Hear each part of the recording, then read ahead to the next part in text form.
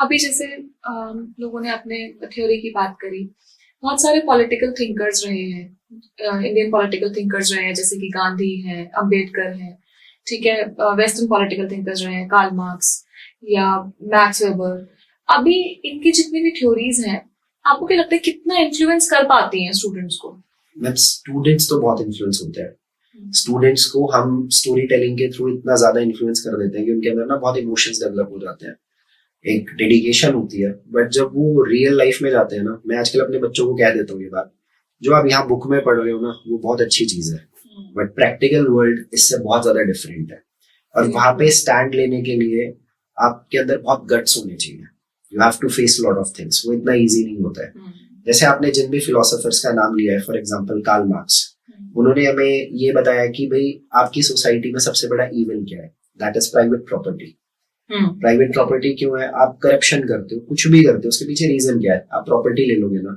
अगर आपको कहीं से ब्राइब में पैसा भी मिल रहा है, नॉर्मली सबसे ज्यादा पैसे का इन्वेस्टमेंट का होता है प्रॉपर्टी में होता है, बट प्रॉपर्टी नहीं होगी, प्राइवेट प्रॉपर्टी नहीं होगा तो ग्रीड नहीं होगा, रिसोर्सेज इक्वली डिस्ट्रीब्यूट होंगे सोसाइटी में, तो उसका रेलेवेंस पता होना चाहिए।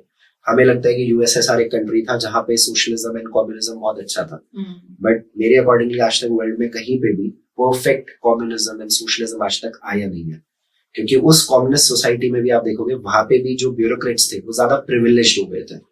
अब आज हमारे देश में आईएएस एंड आईपीएस का बहुत ट्रेंड है, यूपीएससी के लिए। अब आपको एक ब्यूरोक्रेट बनना है, word is that called civil servant. अब मैं नहीं बना हूं या आप नहीं हो तो हम तो कहेंगे यार वो हमारे सर्वेंट है, दे हैव टू सर्व अस, है ना। बट जब आप उस ब्यूरोक्रेट वाली पोस्ट पे पहुंच जाते हो तो आप हो जाते हो साहब। वहां पे सिस्टम बहुत अलग तरीके से चलता है। एथिक्स का सब्जेक्ट होता है यूपीएससी में, बट शायद से वो एथिक्स कई बार हमें देखने को नहीं मिलते हैं। अगर प्रैक्टिकल लाइफ में देखोगे चीजें बहुत डिफरेंट मिलेंगी। तो अगर मैक्स वेबर को अगर आप पढ़ते हो तो आपको समझ में आता है ब्यूरोक्रेसी कैसी होनी चाहिए, ठीक है। उसमें हायरार्की सिस्टम नहीं होना चाहिए, मेरिट बेस क्या होता है। जैसे आपने John Rawls theory of justice है, हमारी सोसाइटी में जस्टिस ही देखने को नहीं मिलता है। What is well of ignorance? क्या होता है वेल ऑफ इग्नोरेंस? अगर मैं आपको ये बोलूं कि आप किसी सोसाइटी में कोई रूल्स डिसाइड करने बनाने हैं तो आप कैसे बनाओगे? आपके अकॉर्डिंगली आप बहुत अच्छे इंसान हो, बट मैं आप पे फेथ कैसे करूं? क्योंकि ये हमारा नेचर है कि आप हमेशा अपने इंटरेस्ट के बारे में, अपने क्लोज वन के इंटरेस्ट के बारे में जरूर बेसिकली सोचोगे, प्रायोरिटाइज करते हो। Yes. But well of ignorance जैसे जॉन रॉल्स ने क्या दिया, उन्होंने ये कहा कि आपको अपना पहले ना सिचुएशन पता ही नहीं होना चाहिए। आप उस सोसाइटी में जहाँ जाओगे, रिच बनोगे, पुअर बनोगे, क्लास क्या होगा, what it is, you should not be aware of your position. So उस टाइम पे आप एक ऐसे डिसीजंस लोगे, रूल्स बनाओगे जो हर पॉइंट ऑफ व्यू से सबके लिए जस्टिफाइड हो। ऐसे ही लिबर्टी क्या होती है, जैसे नॉर्मली फ्रीडम सबको पता है, बट पॉजिटिव और नेगेटिव लिबर्टी क्या होती है। और आजकल जैसे एक एज में आके ना दिमाग में हमारे चलता है सही गलत क्या होता है, तो मैं ये कहता हूँ कि पॉलिटिकल फिलोसफी जो है ना वो वे ऑफ लाइफ ही बता रही है कि आप एक अच्छी लाइफ कैसे जी सकते हो। पर वो सब पढ़ने के बाद भी जैसे हम देख रहे हैं ना, वायलेंस बढ़ रहा है, ठीक है, लोग रिबेलियस ज्यादा हो रहे हैं पहले के कंपैरेटिवली, ठीक है, पॉलिटिक्स का भी एक रुख सा बदलता हुआ दिखता है आज की डेट में।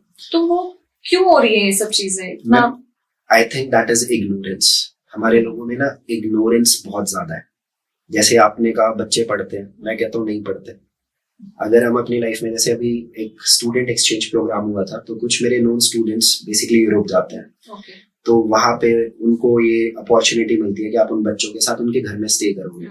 सो जिस बच्चे के घर में वो बच्चा स्टे कर रहा था, तो मैंने उससे पूरा स्टोरी पूछा, क्या डिफरेंस तुम्हें देखने को मिला।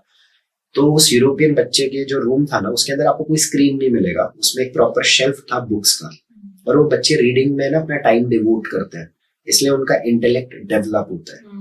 हमारे यहाँ पे बच्चों में सबसे बड़ा प्रॉब्लम है वो रीड नहीं करते हैं। Reading is a big thing. अगर आप जितना टाइम अपनी स्क्रीन को देते हैं, चीजों को सुनने में देते हैं, उतना अगर आप पढ़ने में दोगे ना तो आपका ये बहुत डेवलप होगा।